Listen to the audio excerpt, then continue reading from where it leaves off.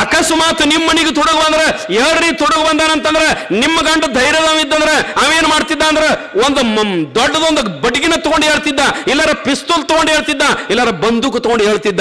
ಯಾವ ನಮ್ಮ ಮನೆಗೆ ತುಡುಗಿ ಬಂದಾವ್, ನನ್ನ ಹೆಂಡತಿ ಗುಳದಾಳಿ ತುಡುಗೋಣ, ಅವನು ಗುಂಡ ಹಾಕ್ತಾನಂತ ತಿಳ್ಕೊಂಡು ನಿಮ್ಮ ಗಂಡ ಹೇಳ್ತಿದ್ದ.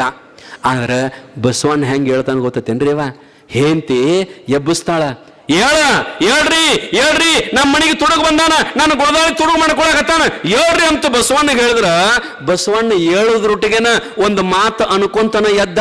ಹೆಂಡತಿಗೆ ಏನಂದ ಅಂತಂದ್ರೆ ಎದ್ದಕ್ಕಿನ್ ಅವನ್ನ ನೋಡಿದ, ತುಡುಗು ಮಾಡವನ್ ನೋಡಿದ, ತುಡುಗು ಮಾಡವನ್ ನೋಡಿ ಹೆಂಡತಿಗಂತ ನಾವು ಏನಂತಾನಂದ್ರ, ಒಡನಿರ್ದ ಸತಿ ಎಂದು ನಂಬಿರ್ದೆನಯ್ಯ, ಒಡನಿರ್ದ ಸತಿ ಎಂದು ನಂಬಿರ್ದೆನಯ್ಯ, ಕೈ ಹಿಡಿದ ಸಜ್ಜನಿ ಎಂದು ನಚ್ಚಿರ್ದೆನಯ್ಯ, ಎಮ್ಮಯ್ಯನ ಕೈ ನೊಂದಿತ್ತು, ಕಳ್ಳನ ಮನೆಗೊಬ್ಬ ಬಲುಗಳ್ಳ ಬಂದರೆ ಕೂಡಲ ಸಂಗಮನಾಥನಲ್ಲದೆ ಬೇರೆ ಯಾರೂ ಅಲ್ಲ, ಬಿಚ್ಚಿಕೊಡೆ ಎಲೆ ಚಾಂಡಾಲಗಿತ್ತಿ. ನೋಡ್ರಿ ಬಸವಣ್ಣ ಎಂತ ಮಾತ್ರ ಇದು. ಹೆಂಡತಿಗೆ ಬಂದ ಕಳ್ಳನ ಬೇಯವಲ್ಲವ, ತುಡುಗನ ಬೇಯವಲ್ಲ, ಹೆಂಡತಿನ ಬೇಯ್ತಾನವ. ಏನಂತ ಬೈದ ಅಂತಂದ್ರ, ಅರೆ ನಿನ್ನ ಮೇಲೆ ನಾನು ವಿಶ್ವಾಸ ಇಟ್ಟು ನಿನ್ನ ಲಗ್ನ ಮಾಡ್ಕೊಂಡಲ್ಲಿ, ನಿನ್ನ ಕಣ್ಣಿಗೆ ಕಾಣಂಗಿಲ್ಲ ಅವ್ ಯಾರದಾನಂತ, ಅವ್ ಯಾರದಾನ ನೋಡು. ಕೊಳ್ಳಾಗ ಹೆಂಗ ಕೆಂಪು ಅರಿವಾಗ ಲಿಂಗ ಕಟ್ಕೊಂಡು ಬಂದಾನ, ಕೊಳ್ಳಾಗ ರುದ್ರಾಕ್ಷಿ ಸರ ಅದ, ಹಣ್ಣಿ ಮೇಲೆ ವಿಭೂತಿ ಅದ, ಬಿಳಿ ಲುಂಗಿ ಅದ, ಬಿಳಿ ಅಂಗ್ಯದ, ನೋಡಕ ಕೂಡಲ ಸಂಗಮನಾಥನಗತೆ ಕಾಂತಾನ, ಪರಮಾತ್ಮ ನಮ್ಮ ಮನೆಗೆ ಬಂದಾನ. ಅಂತವನಿಗೆ ನೀ ಕಳ್ಳ ಅಂತಿ ಅಂದ್ರ ನಿನ್ನ ಮೇಲೆ ವಿಶ್ವಾಸ ಇಟ್ಟ ನಿನ್ನ ಲಗ್ನ ಮಾಡಿಕೊಂಡಿನಲ್ಲೇ ನಂಬಿರ್ದೇನಯ್ಯ, ನಚ್ಚಿರ್ದೇನಯ್ಯ, ನಮ್ಮಯ್ಯನ ಕೈ ನೊಂದಿತ್ತು. ಅಕಸ್ಮಾತ್ ಅವ್ ಎಲ್ಲರ ತುಡುಗಿಗೆ ಬಂದದ್ದು ಕರ ಇತ್ತಂದ್ರ, ಅವನಿನ್ನ ಕೊಳ್ಳನ ಗುಳದಾಳಿ ತುಡುಗು ಮಾಡ್ಕೊಳಕ ಹತ್ತಿದ್ದಂದ್ರ ಅವನಾಗೆ ಬಿಚ್ಚಿಕೊಂಡ್ರ ಅವನ ಕೈ ನೂಸಿಗಿಸಿತ್ತು. ನೀನ ಬಿಚ್ಚಿಕೊಡು ಅವಂಗ. ನೋಡ್ರಿ ಹೆಂಗಂತಾನ ಬಸವಣ್ಣ, ನೀನೇ ಬಿಚ್ಚಿಕೊಡು, ಅವನಿಗೆ ಕಳ್ಳನ ಬೇಡ, ಅವನಿಗೆ ತುಡುಗನ ಬೇಡ, ಇನ್ನ ನಾ ತುಡುಗಂತ ನೋಡ್ರಿ ಬಸವಣ್ಣ. ಕಳ್ಳನ ಮನೆಗೊಬ್ಬ ಬಲುಗಳ್ಳ ಬಂದರೆ, ಕಳ್ಳನ ಮನೆಗೊಬ್ಬ ಬಲುಗಳ್ಳ ಬಂದರೆ ಕೂಡಲ ಸಂಗಮನಾಥನಲ್ಲದೆ ಬೇರಾರೂ ಅಲ್ಲ, ಬಿಚ್ಚಿಕೊಡೆ ಎಲೆ ಚಾಂಡಾಲಗಿತ್ತಿ. ಇದನ್ನ ಬರ್ದನ್ರ ಮತ್ತ ನಾ ಕೈಲಿಂದ ಹಾಕಿ ಬೇಯಾಕತ್ತಿಲ್ಲ. ಮತ್ತ ವಚನದೊಳಗೆ ಐತಂಗ ಬಸವಣ್ಣವರು ಈ ಶಬ್ದವನ್ನ ಪ್ರಯೋಗ ಮಾಡ್ಯಾರ. ಅಪ್ಪ ಅವ್ರನ್ನ ಕೇಳಿರ್ಬೇಕಾರ, ಬಿಚ್ಚಿಕೊಡೆ ಚಾಂಡಾಲಗಿತ್ತಿ. ಹೆಂಡತಿಗೆ ಬೈತಾನ, ಹೆಂಡತಿಗೆ ಸಿಕ್ಕಾಪಟ್ಟಿ ಬೈದ. ನೀನು ಸ್ವಾಮಿಗಳ ಮೇಲೆ ಪ್ರೇಮದಿ ಅಂತ ನಾ ಮಾಡಿದ್ನಿ, ಜಂಗಮರ ಮೇಲೆ ಪ್ರೇಮದಿ ಅಂತ ನಾ ಮಾಡಿದ್ನಿ, ನನ್ನ ಕೂಡಲ ಸಂಗಮನ ಅವತಾರಿಯಾಗಿರತಕ್ಕಂಥ ಜಂಗಮನಿಗೆ ಕಳ್ಳತನ ಅಂತಿಯಲ್ಲ, ಕಳ್ಳ ಅಂತಿಯಲ್ಲ, ಮೂರ್ಖಳೆ ಅಂತ ತಿಳ್ಕೊಂಡು ಹೆಂಡತಿಗೆ ಬೈಯಾಕತ್ತಿದಾಗ ಆ ಕಳ್ಳೇನು ಬಂದಿದ್ ನೋಡ್ರಿ, ಅವ್ ಕುಣದಾಡಕತ್ತಿದ್ ಒಂದ್ಸವನ. ಯಪ್ಪ ಬಸವಣ್ಣ, ಬಸವ ತಂದೆ, ಬಸವರಸ, ಬಸವರಾಜ, ನಿಮ್ ಹೆಂಡತಿನ ಬೈಬೇಡ ಯಪ್ಪ, ಯಾಕಂದ್ರ ನಾನು ಕರೆ ಅಂದ್ರ ಕಳ್ಳ ಅದೀನಿ, ನಾನು ಕರೆ ಅಂದ್ರ ತುಡುಗಾದೀನಿ, ಆಕಿನ ಬೈಬೇಡ ಯಪ್ಪ ಅಂತ ಬಸವಣ್ಣ ಅವ್ರಿಗೆ ಓಡೋಡಿ ಬಂದು ಕೈ ಮುಗ್ಯಾಕತ್ತಿದ. ಬೈಬೇಡ್ರಿ ಅಪ್ಪ ಆಕಿನ, ನಿಮ್ ಹೆಂಡತಿನ ಬೈಬೇಡ್ರಿ ಅಪ್ಪ, ಆಕಿದ ಕರೆ ಅದ ಅಂದಂಗ ನಾನು ಕಳ್ಳ ಅದೀನಿ, ನಾನು ತುಡುಗಾದೀನಿ, ಕರೆ ಅಂದ್ರೆ ನಿಮ್ಮ ಮನೆಗೆ ತುಡುಗು ಬಂದಿನ್ರಿ ಅಪ್ಪ. ಆಗ ಬಸವಣ್ಣಂದ, ನೀನು ಕಳ್ಳ ಆಗಿದ್ದರ, ನೀನು ಕರೆ ಅಂದ್ರೆ ತುಡುಗ ಆಗಿದ್ದರ, ನೀನು ಕೊಳ್ಳಾಗ ಲಿಂಗ ಎಲ್ಲಿದು ಬತ್ತು? ನಮ್ಮ ಈ ಬಸವ ಕಲ್ಯಾಣದೊಳಗ ಗುರುವಿನಿಂದ ಮಾತ್ರ ಲಿಂಗ ಬರ್ತದ. ನಿನ್ನ ಕೊಳ್ಳಾಗ ಲಿಂಗದ ನೀ ಅಂದ್ರ ನೀನೊಬ್ಬ ಗುರುವಿನಿಂದ ದೀಕ್ಷಾ ತಗೊಂಡದಿ. ನೀನು ದೀಕ್ಷಾ ತಗೊಂಡಿ ಅಂತಂದ್ರ ನೀನೊಬ್ಬ ಶರಣ. ನಾನು ಶರಣರನ್ನ ಪರಮಾತ್ಮ ಅಂತ ನಾ ತಿಳ್ಕೊಂತೀನಿ. ನಿನ್ನ ಕೊಳ್ಳಾಗ ಲಿಂಗ ಎಲ್ಲಿದು ಬತ್ತು ಅಂತ ಕೇಳಿದಾಗ ಅವ ಅಂತಾನಯ್ಯಪ್ಪ, ನೀನು ಬೆಳಗ ಇದ್ದದೆಲ್ಲ ಹಾಲಂತ ನಂಬತಿ, ಬೆಳಗ ಇದ್ದದ್ದೆಲ್ಲ ಹಾಲಂತ ನಂಬತಿ. ಬೆಳಗ ಇದ್ದದ್ದೆಲ್ಲ ಹಾಲು ಇರಂಗಿಲ್ಲ, ಅದು ಸುಣ್ಣದ ನೀರು ಇರಬಹುದು, ಕಳ್ಳಿ ಹಾಲು ಇರಬಹುದು. ಯಪ್ಪ ನಾನು ಕೊಳ್ಳಾಗಿದ್ದದ್ದು ಲಿಂಗ ಅಲ್ಲೋ ತಂದೆ. ನಿನ್ನ ಮನೆಗೆ ಬರಬೇಕಾದ್ರ ಅಲ್ಲಿ ಬೋರ್ಡ್ ಬರೋದ, ಲಿಂಗವಿದ್ದವರಿಗೆ ಮಾತ್ರ ಪ್ರವೇಶ ಅಂತ ಬೋರ್ಡ್ ಬರದಿಯಪ್ಪ. ಅದಕ್ಕೆ ನಿನ್ನ ಮೋಸ ಮಾಡ್ಬೇಕಂತ ತಿಳ್ಕೊಂಡ, ನಿನಗೆ ಅನ್ಯಾಯ ಮಾಡ್ಬೇಕಂತೇಳಿ, ನಿನಗೆ ವಂಚನೆ ಮಾಡ್ಬೇಕಂತ ತಿಳ್ಕೊಂಡ ನಾನು ಹೊಲದಾಗಿದ್ದದೊಂದು ಸಾಣದ ಬದನಿಕಾಯಿ ಕಡ್ಕೊಂಡು ಬಂದಿನೋ ಯಪ್ಪ. ಇದು ನೀ ಬಿಚ್ಚಿ ನೋಡ್ಬೇಕಾರ ಇದು ಲಿಂಗ ಅಲ್ಲ ಅಂತ ತಿಳ್ಕೊಂಡ ಬಡ ಬಡ ಕೊಳ್ಳಾಗಿನ ಅರಿವಿ ಬಿಚ್ಚಿದ, ಲಿಂಗಪ್ಪನ ಅದ ಬದನಿಕಾಯಿದ ಗಂಟು ಬಿಚ್ಚಿದ, ಅದನ್ನು ಬದನಿಕಾಯಿ ತೆಗೆದು ಕೈಯಾಗಿ ಇಟ್ಕೊಂಡು ನೋಡ್ಬೇಕಾರ ಬದನಿಕಾಯಿ ಅದ ಅಂತ ತಿಳ್ಕೊಂಡು ಅಂಗೈಯಾಗಿ ಇಟ್ಕೊಂಡು ಅವನ ಮುಂದೆ ಹಿಡಿಗುಡ್ದ ಬದನಿಕಾಯಿ ಹೋಗಿ ಲಿಂಗ ಆಗಿತ್ತದು ಕರೆ ಅಂದ್ರ. ಹಿಂಗ ಬಸವಣ್ಣಗೆ ತೋರಿಸ್ಬಿಡ್ದ ಅದು ಬದನಿಕಾಯಿ ಹೋಗಿ ಲಿಂಗ ಆಗಿತ್ತು. ಅವ ಅಂದ ಕೈ ನಡಗಾಕೈತ ಒಂದು, ಯಪ್ಪ ಬಸವಣ್ಣ, ಬಸವರಸ, ಬಸವ ತಂದೆ, ಬಸವರಾಜ, ನೀನೊಬ್ಬ ಪವಾಡ ಪುರುಷ, ನೀನೊಬ್ಬ ಮಹಾತ್ಮ, ನೀನೊಬ್ಬ ಪರಮಾತ್ಮ. ನಾನು ಕೊಳ್ಳಾಗ ಕಟ್ಕೊಂಡು ಬರುವಾಗ ನಾನ ಬದನಿಕಾಯಿ ಕಟ್ಕೊಂಡು ಬಂದನಿ, ಈಗ ನನ್ನ ಕಣ್ಣಿಲೆ ನೋಡಾಕತ್ತೀನಿ ಲಿಂಗ ಆಗ್ಯದೆಯಪ್ಪ, ಇದು ನಿನ್ನ ಪವಾಡದ, ನಾನು ಇನ್ನು ಮೆಲತ್ತ ನಿನ್ನ ಶರಣಾಗುತ್ತನಂತ ಬಸವಣ್ಣವ್ರ ಕಾಲ ಮೇಲೆ ಬಿದ್ದು ಉಳ್ಳಾಡಿ ಅಳ್ಳಾಕತ್ತಿದ. ಆಗಿನ ಕಾಲಕ್ಕ ಆ ತುಡುಗನೂ ಕೂಡ ಶರಣ ಆದ ಅಂತ ತಿಳ್ಕೊಂಡು ಇತಿಹಾಸದ ತಾಯಂದಿರ, ತುಡುಗನು ಶರಣಾದ ಅಂತ ಇತಿಹಾಸದ ಆ ರೀತಿಯೊಳಗ ಬಸವಣ್ಣವರ ಬದುಕು ಹೆಂಗಂತಂದ್ರೆ ನಮ್ಮ ಬದುಕಿಗೆ ಬಹಳಷ್ಟು ಸೂತ್ರಗಳನ್ನು ಕೊಡ್ತದ, ಬದುಕಿನ ಸೂತ್ರಗಳನ್ನು ಕೊಡ್ತದ. ಅದು ಒಂದೇ ಅಲ್ಲ, ನೀವು ರಾಮಾಯಣ ತಗೋರಿ, ಮಹಾಭಾರತ ತಗೋರಿ, ಶರಣರ ಜೀವನ ದರ್ಶನವನ್ನು ತಗೋರಿ, ಅಥವಾ ಇನ್ನುಳಿದ ಮಹಾತ್ಮರ ಚರಿತ್ರೆಗಳನ್ನು ತಗೋರಿ. ಪ್ರತಿಯೊಂದು ಚರಿತ್ರೆ, ಪ್ರತಿಯೊಬ್ಬ ಮಹಾತ್ಮರ ಬದುಕು ನಮ್ಮ ಬದುಕಿಗೆ ಒಂದೊಂದು ಸಂದೇಶ ಕೊಡ್ತಾವ ತಾಯಂದಿರ. ಅದಕ್ಕೆ ನಾ ಮೇಲೆ ಹೇಳ್ತಿರ್ತೀನಿ ಏನಂತಂದ್ರ, ಎಲ್ಲರ ಜಾತ್ರೆಗೆ ಹೋದ್ರೆ ಅಂದ್ರ, ಯಾವ ಊರಿಗಾರ ಹೋದ್ರೆ ಅಂದ್ರ ಬರುವಾಗ ಏನ್ ತಗೊಂಡವರಿ ಅಂತಂದ್ರ ಒಂದು ಸಾಂದ ವಚನದ ಪುಸ್ತಕ ತಗೊಂಡವರಿವ. ಏನ್ರಿ, ಬಸವಣ್ಣವ್ರ ವಚನ ಆಗಲಿ, ಯಾರ್ದಾರ ವಚನ ಆಗಲಿ, ಒಂದು ಸಾಂದ್ ಬಸವಣ್ಣವ್ರದ್ದು ಯಾರ್ದಾರ ಒಂದು ವಚನದ ಪುಸ್ತಕ ತಗೊಂಡು ಬರ್ರಿ, ತಂದು ಕಪಾಟ ಮಾಡ್ನಾಗ ಇಡ್ರಿ.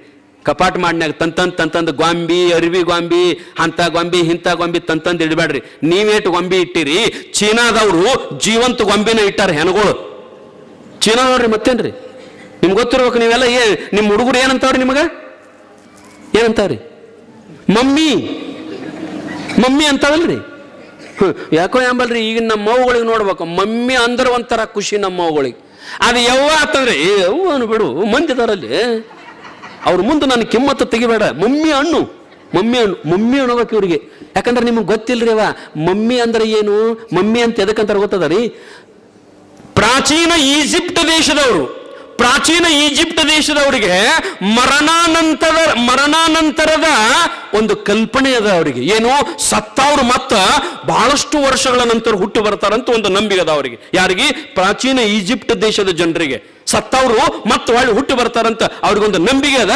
ಅದಕ್ಕೆ ಅವ್ರು ಏನ್ ಮಾಡ್ತಾರಂದ್ರ, ಸತ್ತ ಹೆಣಗಳನ್ನ ಇವತ್ತು ಅವ್ರು ಮಣ್ಣು ಕೊಡಂಗಿಲ್ಲ, ದೇಹಗಳನ್ನು ಸುಡಂಗಿಲ್ಲ ಸತ್ತವ್ರು. ಅವ್ರು ಏನ್ ಮಾಡ್ತಾರಂದ್ರೆ, ನೀವು ಪ್ರಾಚೀನ ಈಜಿಪ್ಟ್ ದೇಶಕ್ಕೆ ಹೋಗ್ರಿ, ಅಲ್ಲಿ ಪ್ರತಿಯೊಂದು ಮನ್ಯಾಗ ಸಾಲಕ ಹೆಣಗಳನ್ನ ನಿಂದ್ರಸಾರ. ಅವ್ರು ಸಾಲಕ ಹೆಣಗಳನ್ನ ಇವತ್ತು ನಿಮ್ಮ ಮನ್ಯಾಗ ಒಂದು ತಾಸು ಇಟ್ಕೊಳಂಗಿಲ್ಲ. ನೀವು ಹೊರಗಿಂದ ಬರ್ತಾರೆ, ಯಾವಾಗ ಎಬ್ಬಿಸ್ತೀರಿ, ಟೈಮ್ ಯಾವಾಗಿದೆ ಎಬ್ಸುದ ನೋಡ್ತಾರ್ರಿ, ಭಾಳ ಲೇಟ್ ಮಾಡಂಗಿಲ್ಲ.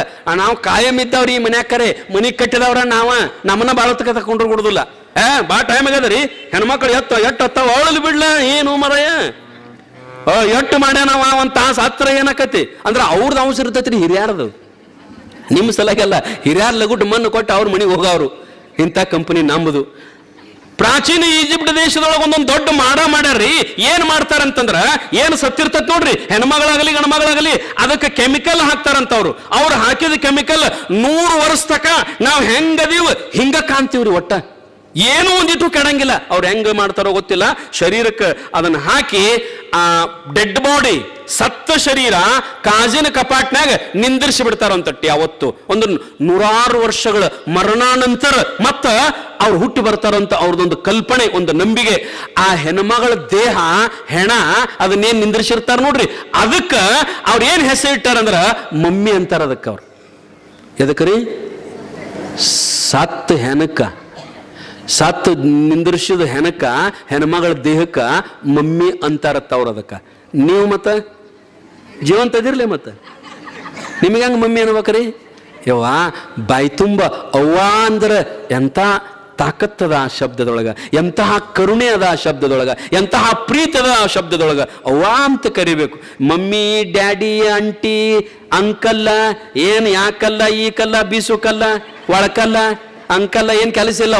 ಕಾಕ, ಚಿಕ್ಕಪ್ಪ, ದೊಡ್ಡಪ್ಪ, ಮಾಮ, ಎಷ್ಟು ಆ ಶಬ್ದದೊಳಗೆ ಎಷ್ಟು ಅರ್ಥದ.